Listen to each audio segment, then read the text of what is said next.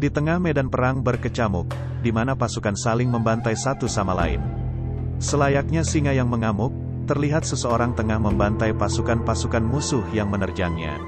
Tapi tidak lama, dia mendengar bisikan-bisikan yang menghentikan pergerakannya. Tidak dapat bergerak, dia diterjang oleh seseorang dengan sebuah pedang yang membuatnya segera terbangun dari mimpi itu. Keluar dari tenda, dia melihat perkemahan pasukannya dan sebuah tembok besar. Tembok Konstantinopel. Setiap kekaisaran memiliki awal, ditempa dengan darah, baja, kekayaan, dan sebuah penaklukan. Dari sebuah pembantaian, satu penguasa akan muncul sebagai pemenang, dan mengubah jalannya sejarah selama 300 tahun ke depan. Agar satu kekaisaran dapat bangkit, dan kekaisaran lain harus jatuh. Pada tahun 1453, Kaisar Romawi Konstantinus XI, dan Sultan Mehmed II, dari Kesultanan Turki Utsmani, melancarkan serangan besar memperebutkan Konstantinopel, yang mana sudah 23 pasukan mencoba menaklukkan kota legendaris ini, dan semuanya gagal. Membicarakan Konstantinopel, Konstantinopel sendiri adalah kota yang ditakdirkan menjadi pusat dunia, selayaknya sebuah engsel di antara penghubung antara Asia, Eropa, Laut Hitam, wilayah Mediterania, dunia Balkan, bahkan negara-negara kota Italia, menjadikannya memiliki lokasi sangat strategis. Selain juga merupakan kota terbesar di Mediterania, kota ini selalu disebut sebagai Tanah Perjanjian. Karena lokasinya strategis, konon siapapun yang menguasai Konstantinopel akan menguasai dunia. Pada tahun 1451, atau kurang lebih 2 tahun sebelum pengepungan, pelindung dan penguasa Konstantinopel adalah Kaisar Konstantinus ke-11. Seorang autokrat yang melebihi para kaisar Romawi sebelumnya, yang memiliki sifat sangat berani, serta berprinsip rela mengorbankan benar-benar segalanya demi untuk melindungi Konstantinopel.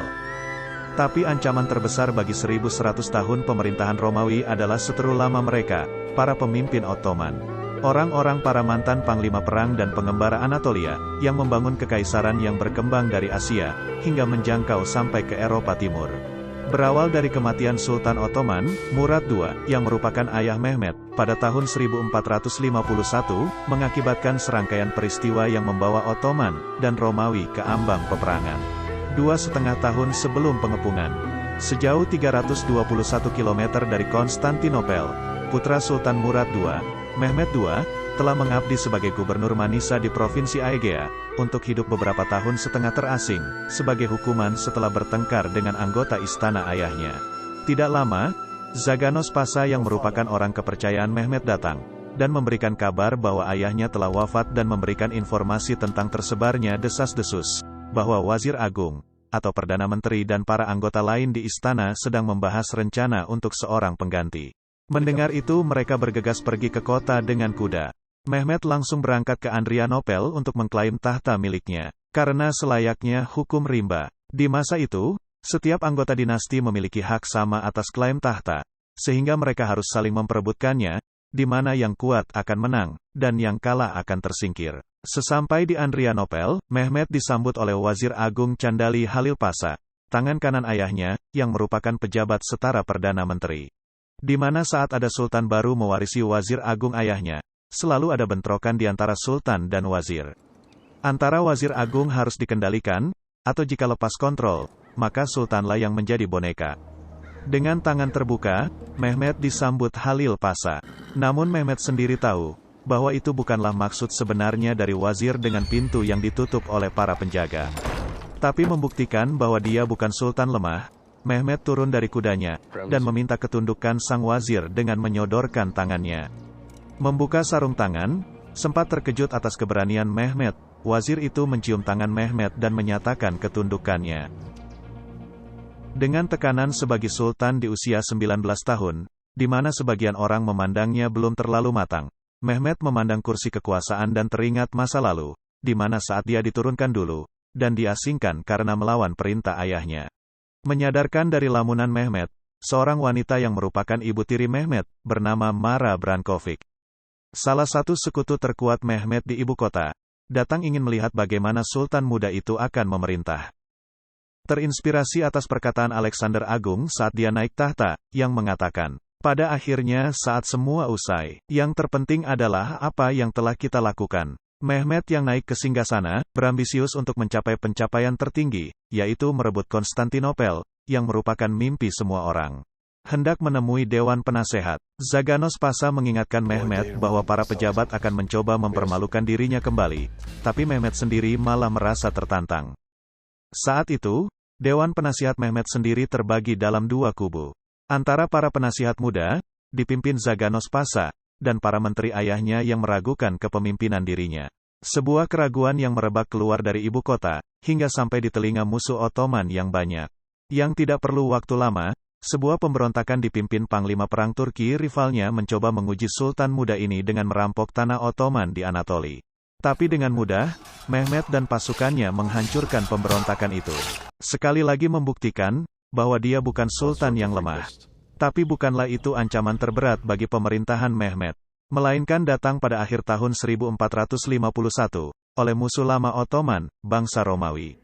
Menanyakan mengenai berita dari mata-mata mereka di Konstantinopel kepada menterinya. Menteri itu berkata, Romawi telah mengirimkan permintaan bodoh, yaitu mengancam akan membebaskan pamannya Mehmet bernama Orham, jika mereka tidak melipat gandakan pembayaran untuk keamanan dan pemeliharaannya yang berada di Bizantium. Dengan sistem bahwa setiap anggota dinasti dapat memiliki hak setara atas klaim tahta, pembebasan ini direncanakan untuk mengancam sang sultan muda. Karena apabila sultan bertindak agresif, maka pamannya akan dibebaskan, kemudian diberi sedikit uang dan dukungan untuk berharap menggulingkan kekuasaan milik Mehmet. Intinya proxy war. Mereka tidak berperang secara langsung, tapi mendanai, baik dengan pengiriman alutsista dan persenjataan. Seperti kasus Perang Vietnam, atau invasi Rusia ke Afghanistan di mana Amerika mengirimkan berbagai senjata ke kelompok Taliban yang nantinya akan saya bahas juga namun di film yang berbeda.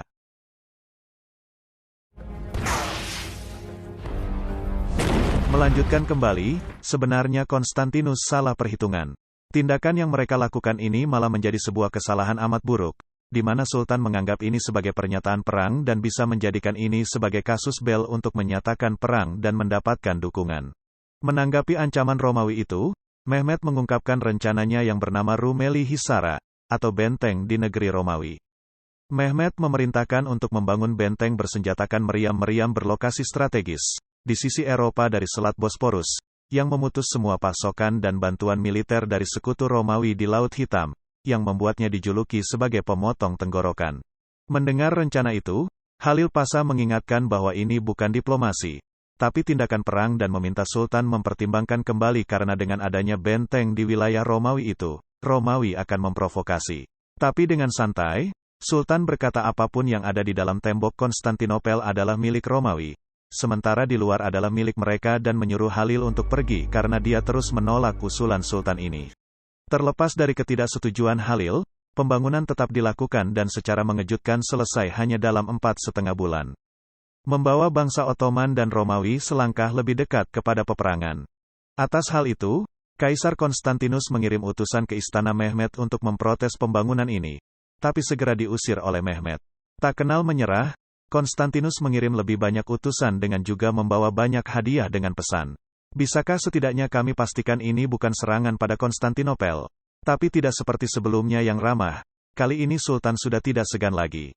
Dia mengeksekusi para utusan itu, dan membiarkan salah satu hidup untuk membawa kepala mereka seolah memberikan pesan ke kekaisaran untuk menyimpulkan sendiri maksud sang Sultan. Dengan peristiwa itu, keributan terjadi di Dewan Konstantinus. Dengan berapi-api, mereka menyuarakan untuk membalas perbuatan Mehmet dan memberikan pelajaran kepada bocah baru naik tahta itu, untuk memberikan tamparan Romawi kepadanya, disertai gelak tawa. Tapi Kaisar sendiri berpikiran lain. Dia pun menanyakan siapa yang akan menyampaikan tamparan itu dan menantang mereka, yang membuat mereka terdiam. Tidak seperti mereka yang meremehkan Mehmet, Kaisar berpikir bahwa Mehmet adalah ancaman nyata, tapi kekuatan bukanlah jawaban. Karena dia juga menyadari betapa lemahnya mereka sekarang. Dia menyampaikan harus menghindari konfrontasi sampai bantuan Katolik tiba dari Eropa. Tapi mendengar itu, tangan kanan Kaisar, Grand Duke, atau Perdana Menteri, Lukas Notaras memprotes Kaisar dengan mengatakan, jika umat Katolik adalah satu-satunya harapan kita, maka celakalah kita. Dia lebih baik melihat sorban, daripada topi kardinal di dalam tembok. Sebagai pusat kekristenan ortodoks, seperti mayoritas warga kota dari istana Kaisar, Notaras sendiri adalah orang Yunani dan Kristen Ortodoks yang tak percaya pada gereja Katolik Eropa akibat perpecahan yang terjadi 4 abad sebelumnya. Sekedar informasi, pada Perang Salib keempat, 4 abad sebelumnya, bukanlah Muslim yang menghancurkan mereka. Tapi justru tentara salib mereka sendirilah yang merampok, merampas, membantai saudara mereka sendiri di Konstantinopel, karena tergiur oleh kemewahan Konstantinopel. Notaras sendiri yang tahu sejarah kebengisan dan kelam itu menjadi trauma atas peristiwa itu. Tapi menghadapi ancaman Ottoman, kota ini sangat membutuhkan tentara dan kapal dari Sri Paus. Membuat keributan pecah oleh kedua kubu yang setuju dengan kaisar maupun notaras, dengan kaisar mencoba menenangkan mereka dengan mengatakan kita semua saudara di mata Tuhan, dan mengatakan bahwa saat ini telah ada utusan yang dikirim ke Vatikan, serta semua istana Eropa untuk mengamankan barisan pertahanan mereka. Selain itu, sudah ada pasukan bayaran Genova yang menuju ke kota ini. Atas keputusan itu, pujian untuk sang kaisar dilontarkan. Tapi untuk notaras yang merupakan orang terkaya dan merupakan saudagar di Konstantinopel sendiri kecewa, dan berpikiran lain. Selain karena alasan pertama tadi, karena kepentingan bisnis dari mulai Anatolia hingga Italia. Tak ada kerugian lebih besar dalam perang melawan Ottoman selain dirinya. Hingga dia pun memerintahkan untuk mengirimkan berita ini kepada orang Ottoman yang dikenalnya. Seorang pria berjubah masuk ke sebuah bar menemui notaras. Ternyata orang itu adalah Halil Pasha, yang bermuka masam dan mengatakan, bahwa sultan yang memiliki sifat muda, angkuh dan ambisius tidak akan terpengaruh untuk mengakhiri perang. Lukas sendiri berusaha membujuk Halil Pasha dengan mengatakan, bahwa perang itu buruk untuk semuanya. Selain untuknya, itu juga buruk untuk kepentingan Halil Pasha di ibu kota. Sebagai seorang pedagang, Lukas yang merupakan orang terkaya di negeri Balkan mencoba berada di semua pihak demi keuntungannya sendiri. Melanjutkan, Lukas membicarakan mengenai isu kaisar ingin membebaskan Pangeran Orhan dan mempersenjatainya, yang segera dibalas oleh Halil Pasha. Apakah maksudnya adalah dengan persenjataan win anggur? Membuat mereka berdua tertawa.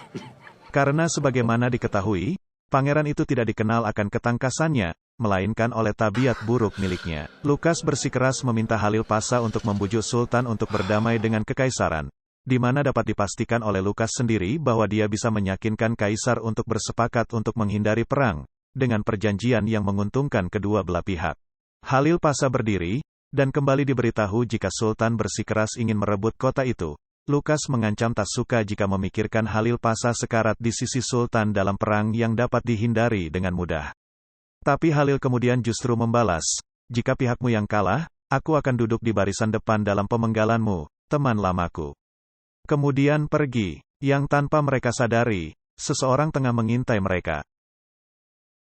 Dapat informasi dari mata-matanya, Sultan marah besar. Tapi segera disuruh bersabar oleh ibu tirinya, serta dinasehati agar tetap menjaga agar Halil tetap berada di sisinya karena pengaruh Halil Pasha itu begitu besar. Selain karena bagaimanapun Mehmet adalah sultan baru yang relatif belum teruji. Baru naik tahta lalu langsung memecat dan mengeksekusi orang, takkan memberikan banyak kawan. Meski dalam beberapa hal, itu adalah keputusan taktis. Tapi dalam hal ini, itu justru akan menjadi bumerang bagi Mehmet. Menambahkan, sang ibu menasehati Mehmet agar menggunakan strategi dengan mengandalkan kecerobohan Halil Pasha sendiri demi keuntungannya. Tengah malam, Zaganos Pasha beserta 2 pengawal menggedor pintu milik Halil Pasha, dan menyuruhnya untuk menghadap Sultan sekarang juga. Berpakaian serta mengambil sekantung emas, dia menghadap Sultan. Berkeringat dingin, Halil Pasha berlutut dan menyodorkan sekantung emas meminta izin berbicara. Mengambil kantung itu, Mehmet menanyakan untuk apa itu, di mana Halil segera menjelaskan bahwa itu merupakan tradisi apabila seseorang dipanggil tengah malam oleh Sultan seperti ini. Mengembalikan emas itu, Sultan mengatakan tidak membutuhkan emas, tapi telinga Halil. Sang Sultan kemudian mengatakan, bahwa dia baru saja terbangun dari mimpi. Sebuah mimpi di mana dia melihat ayahnya, para leluhurnya, Osman, yang menunjukkan jalan ke depan. Yaitu jalan yang membawa ke Konstantinopel dengan gerbang-gerbang kota itu bergerak membuka, membuat Sultan langsung berjalan ke gereja Hagia Sophia. Di mana di sana dia melihat apel merah, atau tahta diberikan kepadanya. Sultan menambahkan, bahwa Allah Subhanahu wa Ta'ala telah mengirimkan penglihatan kepadanya, yaitu memerintahkan Sultan untuk merebut Konstantinopel, sehingga dia tidak memiliki pilihan selain menuruti kehendaknya. Selain itu, Mehmet juga menambahkan, bahwa dalam mimpinya itu, Halil Pasha yang juga merupakan seorang guru yang berbakti, pelayannya yang setia, serta komandan pasukannya yang menakutkan, dan sepenuhnya berkomitmen pada takdir mereka, juga berada di sisinya saat penaklukan itu. Bertanya apakah yang dimaksud Mehmet itu salah. Nampaklah kata-kata Mehmet itu begitu merasuk ke jiwa Halil Pasha. Dengan dia menjawab, aku memang semua itu. Dengan mulai saat itu dia menjadi mendukung penuh rencana sang sultan. Dengan ini Mehmet memainkan posisinya dengan sangat bijak. Dia bisa menenangkan Pasha, juga bisa memanfaatkannya. Karena sebagai wazir agung, Chandarli Halil Pasha adalah orang terkuat kedua di Kekaisaran Ottoman, sehingga si sultan muda harus mendapatkan dukungan penuh darinya untuk menyerang Konstantinopel. Setelah peristiwa malam itu, maka tidak ada lagi penghalang sultan untuk menyalakan api peperangan. Maka tungku-tungku dinyalakan, persiapan perang dilakukan. Dalam 6 bulan, Mehmet dapat mengumpulkan pasukan sebanyak 80.000 orang, dan siap maju ke Konstantinopel.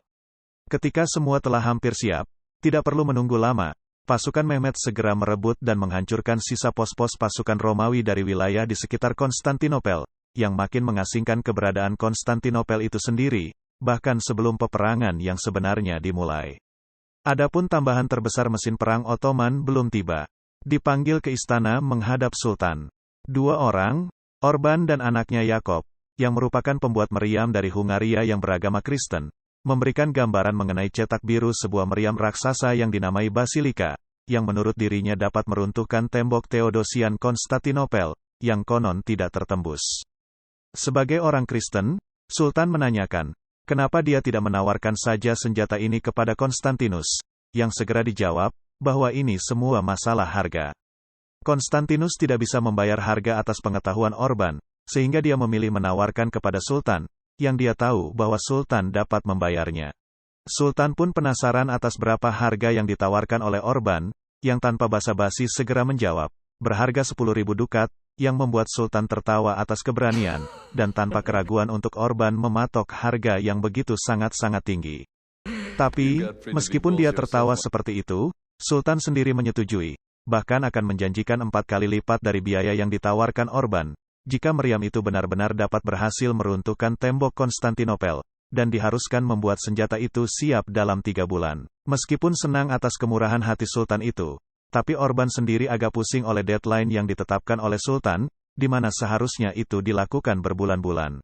Tapi dengan hadiah sebesar itu, dan kepercayaan dirinya, tanpa berlama-lama proses pembuatan segera dimulai.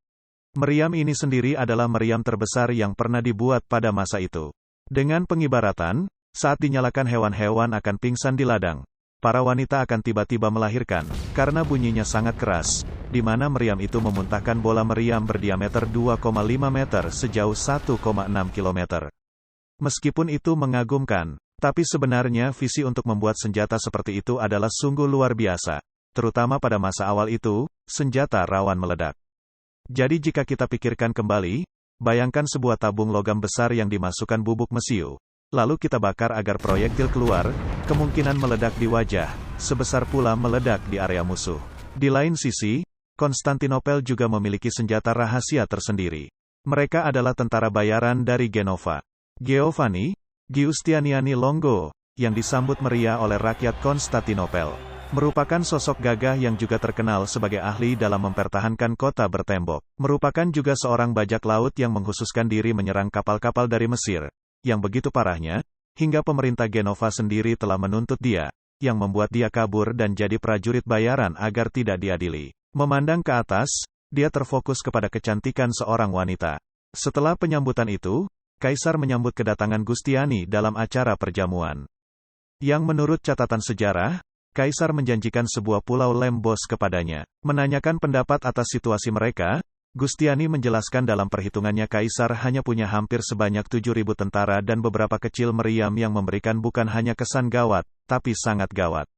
Mendengar itu, Kaisar meminta dukungan Giustiniani untuk menahan pasukan Ottoman, sampai bantuan dari Paus diharapkan akan datang beberapa minggu ke depan. Tapi Giustiniani ke-trigger dengan mengatakan, bahwa berdasarkan pengalaman bisnisnya, kata harapan itu adalah sesuatu yang akan membunuh dirinya. Kaisar pun memohon karena nasib kota ini ada di tangannya. Mendengar itu, Giustiniani tersenyum dan meyakinkan Kaisar, bahwa orang Turki tidak suka mengepung lama-lama, apalagi dengan tembok-tembok besar mereka. Sedikit tenang, Kaisar pun menjadikan Gustiani sebagai kepala pertahanan darurat yang diharuskan menjaga tembok sejauh 22,5 km. Tanpa mereka tahu, seorang pelayan yang merupakan orang milik Lukas Notaras menguping pembicaraan mereka, dan memberitahukan informasi itu kepada Notaras yang segera diteruskan kepada orang Ottoman yang dikenalnya. Setelah persiapan besar telah selesai, pasukan-pasukan besar Turki berbaris panjang berjalan menuju Konstantinopel yang berjarak 238 km. Setelah perjalanan panjang, pasukan Ottoman tiba di luar kota Konstantinopel saat hari Paskah yang merupakan hari tersuci dalam dunia Kristen. Karena tak ada pasukan profesional berkeliaran sejak zaman Romawi. Melihat besarnya pasukan ini, membuat orang-orang yang melihat dari atas tembok menjadi ketakutan. Seperti halnya Konstantinus sendiri yang mengatakan bahwa dia tidak berharap hari ini akan tiba. Berjalan di medan perang di mana 23 pasukan, termasuk milik ayahnya, telah gagal merebut kota ini, takdirnya sendiri masih belum pasti. Apakah dia akan sama seperti pendahulunya dan gagal, ataukah dia akan mengakhiri kegagalan itu dan berhasil membuktikan perkataan Nabi? Sebelumnya memang ada hadis Nabi Muhammad yang menjadi populer di kalangan Muslim. Yang kurang lebih seperti ini, sudah pasti kau, bangsa Islam akan menaklukkan Konstantinopel. Betapa hebatnya komandannya itu, komandan bangsa itu. Betapa mengagumkan dan hebatnya pasukan itu nanti, pasukan bangsa itu. Sebuah hadis yang menjadikan penyemangat bagi Mehmet untuk berusaha menjadi penakluk Konstantinopel yang termasyhur dan membuktikan bahwa dia adalah orang yang terpilih itu. Di Konstantinopel sendiri, ritual keagamaan juga digelar kepada pasukan yang hendak berperang. Gustiani pun menyapa wanita yang dilihatnya tadi saat kedatangannya, yang merupakan putri penasehat Kaisar, George Seprantes, bernama Terma. Melihat begitu besarnya pasukan Turki, Terma menyayangkan kenapa harus banyak orang akan mati, tapi dijawab Gustiani bahwa memang begitulah medan perang, dan dia sendiri tidak berniat mati. Keesokan harinya, pada tanggal 6 April tahun 1453, Mehmet mengirimkan tawaran terakhir gencatan senjata kepada Kaisar Konstantinus, sebagai tradisi aturan perang Islam yang menentukan cara memperlakukan orang seperti itu, untuk memberikan mereka kesempatan berubah pikiran, guna menegosiasikan perjanjian baru, sebuah kesempatan untuk membebaskan diri dari kemungkinan pertumpahan darah. Sesampai di hadapan Kaisar, para utusan mengatakan bahwa Sultan Mehmet akan bermurah hati, mengampuni nyawa warga kota ini dan tak akan melukai satupun keluarga mereka, ataupun harta mereka, jika Kaisar menyerah secara sukarela. Bahkan rakyat Konstantinopel boleh mempertahankan harta mereka. Tidak akan ada penjarahan. Sebagai imbalan untuk Kaisar membuka gerbang kota ini, dan mencium tangan Sultan sebagai tanda ketundukan, di mana Sultan Mehmet akan menjadi penguasa tunggal bangsa Romawi. Tapi tentu saja langsung ditolak mentah-mentah oleh sang Kaisar. Pembawa pesan pun kembali membawa berita penolakan Konstantinus kepada Sultan. Maka meriam disiapkan dan gemuruh pasukan terdengar di kedua sisi saling memberikan perang mental. Setelah Sultan Mehmet memberikan aba-aba, meriam kemudian ditembakkan.